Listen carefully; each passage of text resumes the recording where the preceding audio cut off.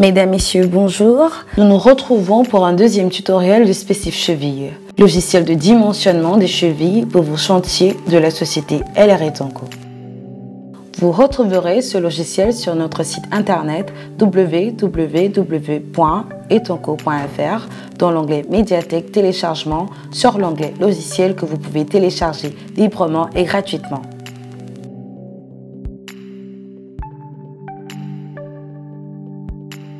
Aujourd'hui, je vais vous présenter l'onglet Cas général et faire un cas concret. On va donc cliquer sur l'onglet Cas général. Pour l'exemple, nous allons utiliser une platine à 4 chevilles. Nous allons ensuite choisir le matériau support. Donc, vous verrez que Spécif est un logiciel multi-matériaux. Vous pouvez utiliser béton, béton cellulaire, briques pleines, briques creuses, parpaing plein et parpaing creux. Pour notre cas, nous allons prendre du béton. Vous allez ensuite pouvoir choisir la qualité de béton du C20-25 au C50-60. Dans le cas où on ne connaît pas la qualité de béton, nous resterons sur du C20-25 qui est le cas le plus défavorable. Dans notre cas, nous sommes en réhabilitation. Nous resterons donc sur du C20-25 avec l'épaisseur de béton étant de 250 mm. Nous allons ensuite regarder si nous sommes en béton fissuré ou non, suivant le support d'ancrage. Vous pouvez également cliquer sur Aide qui vous donnera des indications et qui vous aidera à qualifier le béton suivant le support d'ancrage. Nous sommes ainsi sur un élément fléchi en béton précontraint. Donc nous sommes en élément non fissuré. Ensuite, nous allons regarder la zone sismique. Donc, on clique sur l'onglet Carte Aléas de France. Il est ici question de déterminer si notre bâtiment est en zone sismique ou pas et suivant le lieu du chantier. Pour notre exemple, notre chantier se situe à Paris. Nous constatons que nous sommes en zone sismique 1, les aléas sont très faibles et pas d'accélération. Suivant la catégorie d'importance du bâtiment, dans notre cas, bâtiment d'habitation collective inférieur à 28 mètres, dans catégorie d'importance 2 et le niveau de sismicité, dans notre cas zone sismique 1, comme vu sur la carte des aléas. Il n'y a donc pas de contrainte sismique sur notre chantier. Vous pouvez cliquer sur l'aide pour retrouver les catégories de performance sismique. Dans le cas où vous avez une contrainte sismique, vous avez juste à cocher, suivant la catégorie de performance sismique, C1 ou C2. Le béton passe automatiquement en fissuré. Pour notre cas, nous resterons en béton non fissuré et pas de zone sismique. Le clic gauche vous permet de faire tourner votre élément avec la molette zoom avant, zoom arrière. Et le clic droit vous permet de replacer votre élément. Nous continuons donc le pas à pas. Nous sommes sur un risque élevé parce qu'il y a un risque humain. Nous allons ensuite entrer les informations sur l'espacement de nos chevilles, les distances au bord et la dimension de notre platine.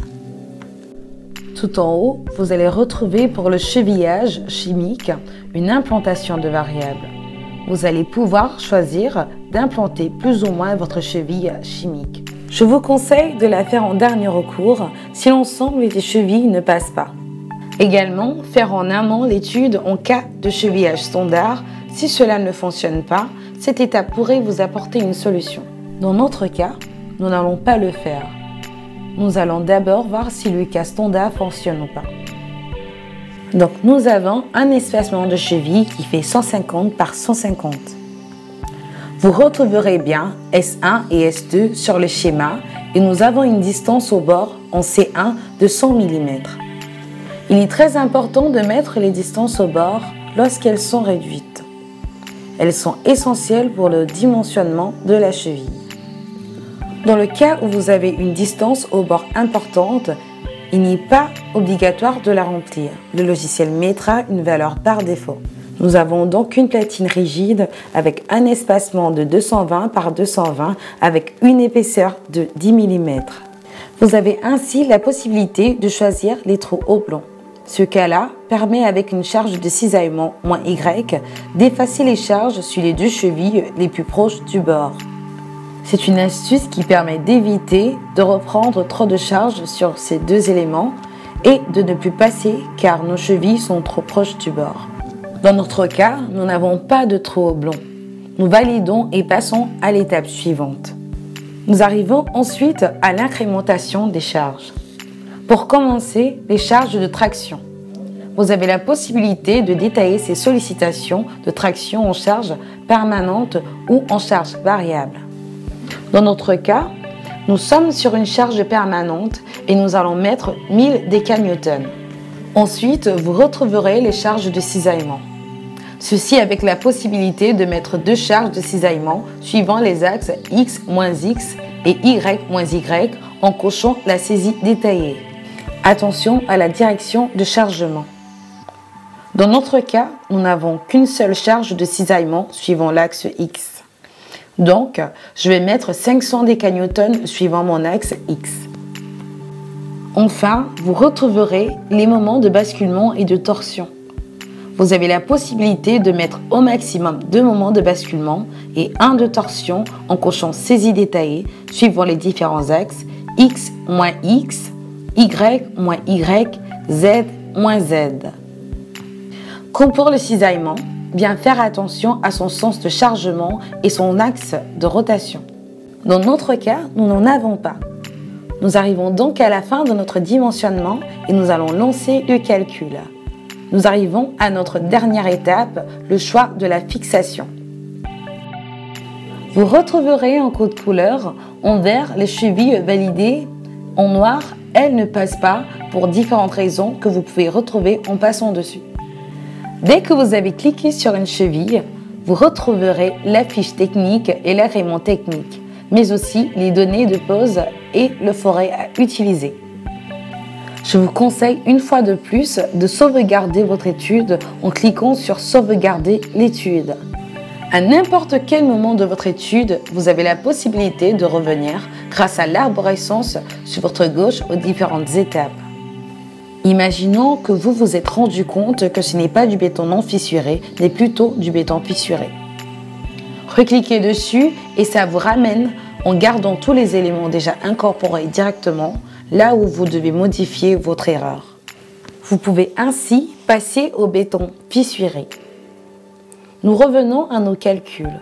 Pour notre chantier, nous avons des trous de platine de 9 mm. Nous allons préconiser la Baraco M8 qui travaille à 60% de sa capacité. On clique sur la cheville qui nous intéresse, puis on clique sur voir et imprimer la note de calcul. Vous avez deux choix pour la note de calcul, synthétique ou détaillée. La note synthétique fait 4 pages et la note détaillée fait 10 pages avec les calculs détaillés. Vous pouvez également choisir de saisir les informations de votre chantier. Suivant notre exemple, on aura chantier Paris École avec le nom du responsable, l'adresse du chantier, puis on clique sur voir et imprimer. Nous allons donc retrouver sur la note de calcul le nom du chantier qui a fait l'objet de l'étude, puis le responsable de l'étude et la société faisant l'objet de l'étude. Vous allez également retrouver l'ensemble des éléments remplis sur le logiciel avec les informations sur la disposition cheville, les sollicitations, les différentes vérifications pour la validation sur les chevilles, l'outil de pose, le détail de pose et une dernière vue qui correspond à un screenshot de l'étape 4/4 du pas à pas. Vous pouvez enregistrer, imprimer ou envoyer cette étape en PDF. Quand vous allez fermer les PDF, il vous proposera automatiquement de joindre la fiche technique et l'homologation à votre dossier. Nous arrivons au terme de ce deuxième tutoriel. J'espère que cela vous a aidé. Nous continuerons à faire des tutoriels afin de vous expliquer les autres onglets. Je vous remercie et vous dis à bientôt sur notre chaîne YouTube ou sur notre site www.etonco.fr.